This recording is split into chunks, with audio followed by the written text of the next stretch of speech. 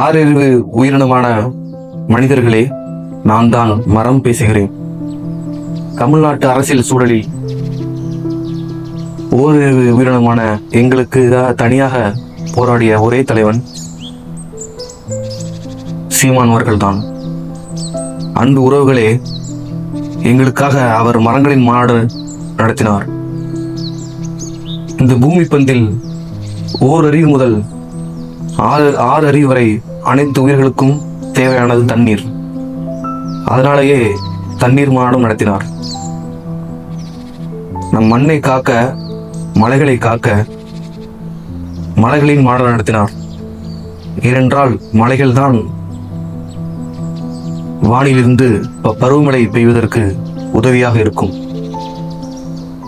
அதே போல உங்கள் தாயிற்கடுத்து உங்களுக்கு உணவு வழங்கும் மாடுகளுக்கு மாநாடு நடத்தினார். ஏனென்றால் மேய்ச்சல் நிலத்துக்காக, மேய்ச்சல் நிலம் பாதுகாப்புக்காக மாடுகள் மாநாடு.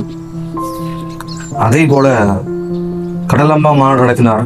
ஏனென்றால் கடலில் அனைவரும் குப்பையை கொட்டுகிறார்கள், கழிவுகளை கொட்டுகிறார்கள்.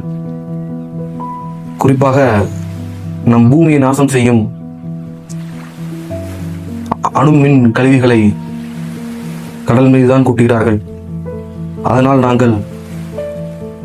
அதனால்தான் சீமான் அவர்கள் கடலம்பா மாநாடு நடத்தினார்.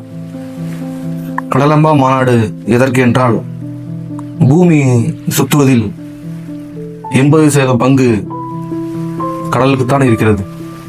அதே போல நாம் அனைத்து உயிர்களும் வாழ்வதற்கு மூச்சுக்காற்று தருவதும் கடல்தான் அதிகமாக.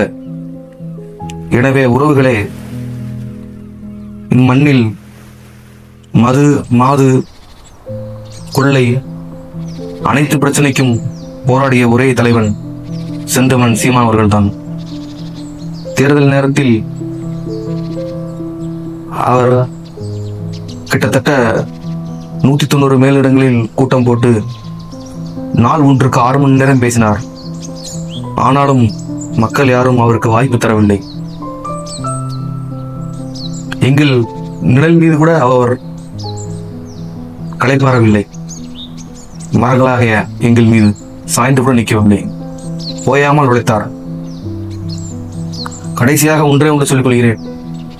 இம்மண்ணுக்காகவும் மக்களுக்காகவும் போராடுகின்ற உண்மையாக இருக்கின்ற ஒரே தலைவன் அவன் மட்டும்தான்.